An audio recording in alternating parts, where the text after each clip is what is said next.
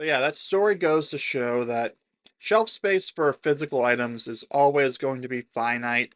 What's up, everybody? Zillennial Nexus here. Today I wanted to talk about this Wall Street Journal article I found titled "The Battle to Keep Consumers Means Smaller Packs of Cookies and Chips" by Jennifer Williams. Which honestly, actually doesn't sound too bad because one of the big complaints about American eating is we eat larger portions. I am guilty of this. I personally probably eat more than the serving size says. That being said, maybe this would be the best way to help moderate it. Like you can see exactly how many servings you have. Like if just what's in a package is the serving size, you should be good to go. I usually use containers and such to help visualize it because a larger bulk supply is cheaper in the long run than smaller containers. But before we get into that, be sure to give this video a like. Comment your thoughts on food portion sizes like that, whether you think that on the surface this is a good idea because people do in America do tend to eat larger portions, or if you think that there's anything wrong. Don't forget to give this video a like and subscribe for daily videos. Now, let's get into the article. Consumer goods companies are enlarging their range of products by making them smaller. Diminutive snack and drink sizes are hitting store shelves as brands try to keep stretched consumers buying with lower price options. PepsiCo now sells Lay's potato chips in half a dozen different sized bags, costing from around 50 cents to roughly $5. I see this at Star Market. In the deli section, they have these 59-cent bags that I've bought once or twice to go along with their pre-made deli sandwich. And my mom has said is what she prefers to get for Doritos for a snack because they're that cheap and that small of a portion. Whereas I prefer to get the big bags when they're on sale for $2.27 or so each, limit 4. Or it might be $2.77. I don't remember.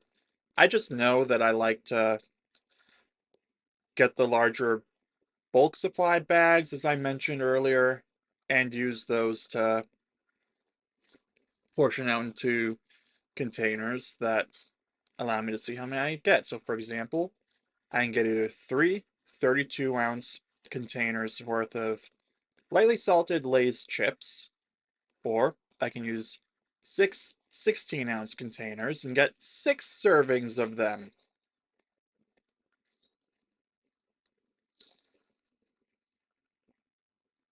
Which probably comes out to much less when you consider for the Lay's, I actually would have spent $1.97 on each bag. So that's like about 30 something cents per serving when all is said and done. So yeah, I'm already beating this system. Getting back to the article. Campbell's now markets teensy packages of Pepperidge Farms cookies and goldfish crackers, and Mondola's International has 6 different Milka chocolate bar sizes with prices from under $1 to $6. Food, beverage, and consumer product companies are hoping that a wider range of shrunken size options can boost overall sales volumes, which have been pressured in recent quarters. Smaller size offerings also tend to have higher profit margins. I'm going to be honest, I actually think this is a pretty good way to counter shrinkflation. Instead of subtly reducing the amount you use in each one in the larger containers, You just sell a smaller one for cheaper. Yeah, so instead of reducing what's in a big chip bag, instead you just sell those 59-cent bags, the really tiny ones, and people will still get something and they'll be able to get a lower amount at a cheaper option. So you're paying less to get less instead of paying more to get less. Consumers are going into small pack sizes to optimize their absolute budget, said Mondola's finance chief Luca Zaramella. The $3-4 as opposed to the $6-7, particularly in snacks, are becoming a clear center of gravity. Well, it really depends on how many smaller ones and whether you can get more servings of the smaller ones out of a big one compared to the smaller ones. Like if I could buy 7 of those 59-cent lightly salted chip bags, let's say that they're the exact same, they fill a 16-ounce container of mine.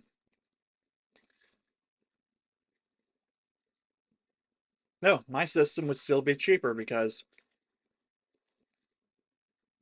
well, it would probably come out to about the same, within a few cents if I bought them at full price. But buying them when they're on sale for $1.97 each and then splitting them into 6 smaller portions, yeah. Henry 1, Frito-Lay 0. Now, Frito-Lay also wins here because they get some money from me. And Star Market wins because they get to clear the inventory.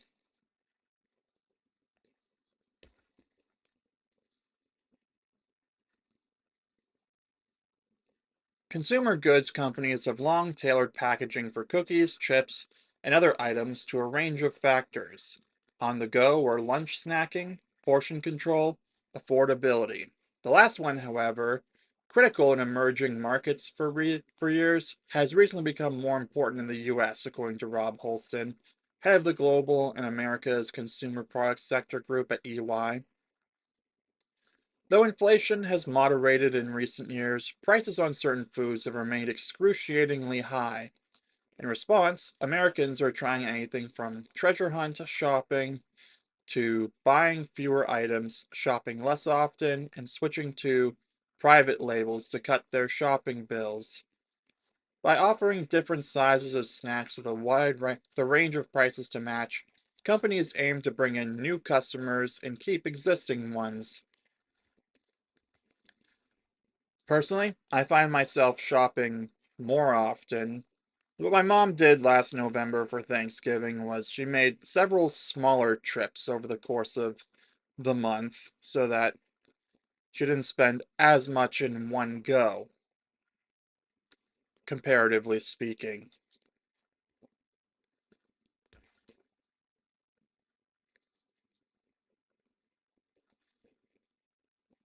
By offering different sizes of a snack with a range of prices to match, companies aim to bring in new customers and keep existing ones. It's really around looking at purchasing power to make sure consumers can get into the franchise. And once they get in there, as they get more money in their pocket, they can actually move into larger pack sizes, Holston said. So you haven't lost them just because the original product was unattainable because of pricing. For Mondola's, sales have been pressured as consumers cut back on snacking, executives said in April. Overall revenue in the first quarter barely rose, edging up 0.2% to $9.31 billion, as strong sales in Europe and the Asia, Middle East, and Africa segment offset declines of 8.8% in Latin America and 4.1% in North America. Comment whether you think it's people being more health conscious and going for healthier variants, or if you think it's the price.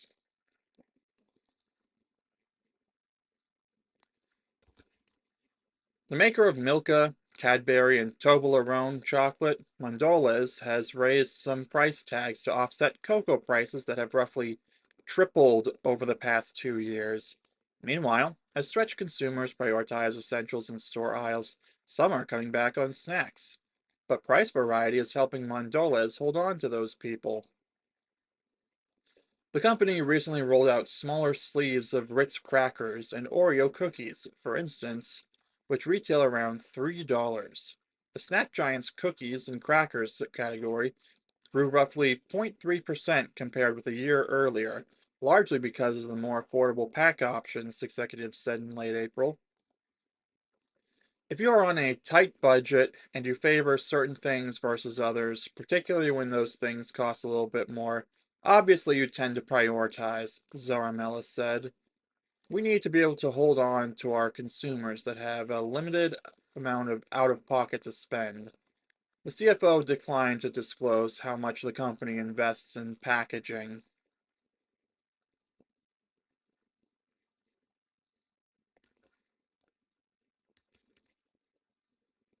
Interesting how they don't mention anything about the health nature of it. Like, either trying to eat smaller portions to be healthier or avoiding the preservative garbage that RFK is trying to prohibit. Campbell's executives see a 2.5-ounce grab pack of goldfish, which retails for less than $2, as a sweet spot for consumers. Liquor giant Diageo is selling smaller bottles of Don Julio tequila that executives say appeal to consumers looking to spend less on alcohol. And Lay's potato chip maker PepsiCo, which has for years offered numerous price points in emerging markets, started rolling out even more price tag varieties in the US this spring. Well, now I feel the need to look up how many ounces the goldfish that I have up to four of for $1.97 each are. Like the ounceage of the bag. I'm pretty sure it's way over 2.5 ounces, but I need to know what the difference is. And honestly, I always thought these grab and go things cost more per ounce because they're not selling as much at once and they have to spend more on the packaging.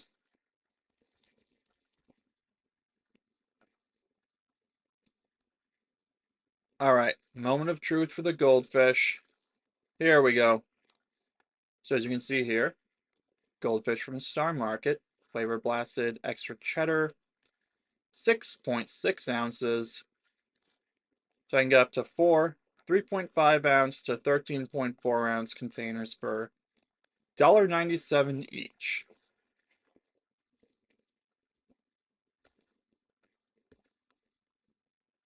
Let's just take a quick look at the ingredients. It says right there, no high fructose corn syrup. Let's see what else it says. Enriched wheat flour, cheddar cheese, vegetable oils. Okay, RFK would not be happy about the seed oils. Ah, but there's no red 40 or yellow 5. That's nice. Up contains bioengineered food ingredients and GMOs.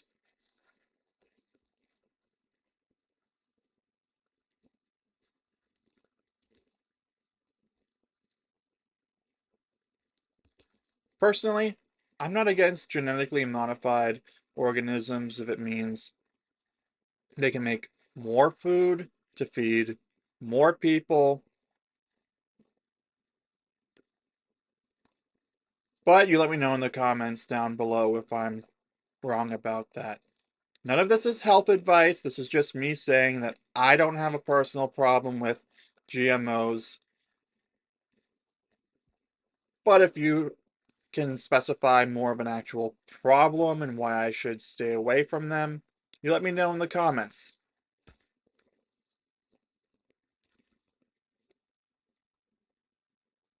Even Costco Wholesale, known for its bulk offerings, is slimming down packages in certain categories to meet consumer preference.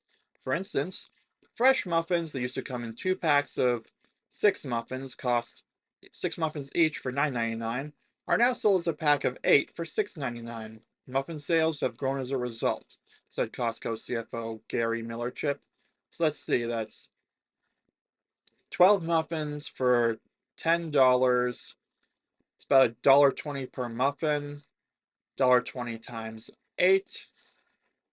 Okay, 12 times 8, that's 96. That's 960.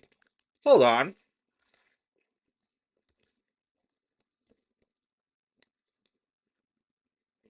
$1.20 times 8. $1.20 times 8. So 12 times 8, that's 96.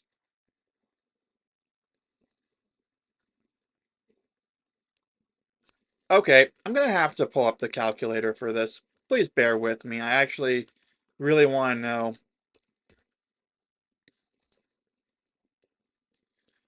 All right, I've got my calculator app in front of me. 1.2 times 8. $9.60. Okay, you know what? I think I'm just going to have to start over with the math.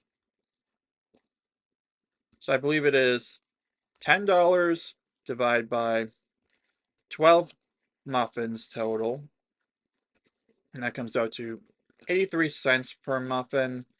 Multiply that by 8.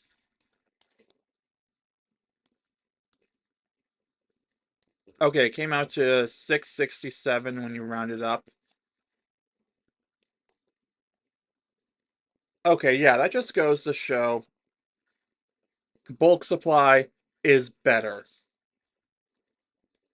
Better price per ounce, that is. Getting back to the article, in general, I would say we're always looking for bigger items, he said. But there are examples, like the muffins, where we go a little smaller because that's the right size for the member to give the best value. Based on the math I did, I have to respectfully disagree with that. Still, there are downsides to adding more package sizes. In some cases, consumers clearly see they are getting less. Fewer potato chips, cookies, pretzels, for instance, but not a correspondingly lower price, a tactic known as shrinkflation that has chafed shoppers in recent years.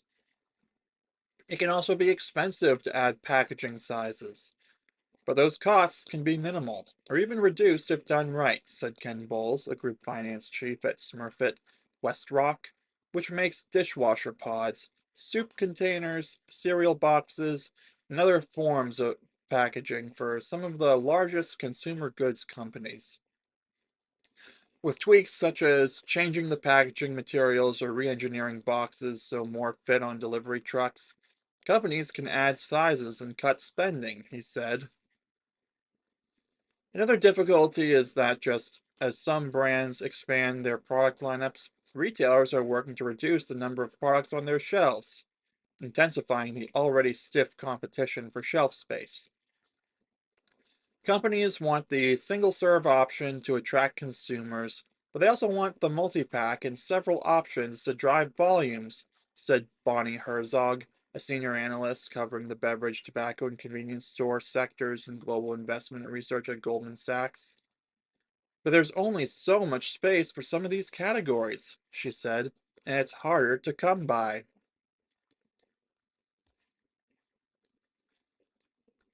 Fun fact, this is exactly why Shigeru Miyamoto had to reduce the original Nintendogs down to 3 different versions of the game, each with some breeds of dog, with only one highlighted at the start of it, like Chihuahua and Friends. I forget the other brands. I know there was a 4th version, Dalmatian and Friends. He wanted originally to have like 20 different game cartridges for each different breed, but the shelf space prohibited that, and they had to go down to 3, and each one featuring some breeds, in addition to the highlighted one. Like, again, Chihuahua and Friends is the only one I can remember. But yeah, that story goes to show that shelf space for physical items is always going to be finite, unless they can magically expand the store, or unless we had magic like what Hermione used to make the inside of the rucksack larger while still being the same size. Or like the tent that they used in the Goblet of Fire for the Quidditch World Cup. Yeah, this is exactly why. And honestly, I'm not against these smaller portion sizes, but I do like the idea of being able to buy them in bulk, and I'm willing to spend a little more on the big ones so I can distribute them into smaller packages of my own, and then I can just grab one when it's time. Like the Lay's bags I mentioned earlier, I can literally get 6 16-ounce containers that probably come out to about the size of those 59-cent ones for 30 something cents each when all is said and done. I just grab one of those when it's time for lunch or dinner with my roast beef wraps I'm going to be getting going forward. On that note, I think I'm going to leave it here for the video. You let me know in the comments down below what you think of all of this, whether you like having the variety of size options or whether you prefer the bulk ones that you can redistribute into smaller bags and or containers of your own. Give this video a like, subscribe for daily videos. I will see you soon.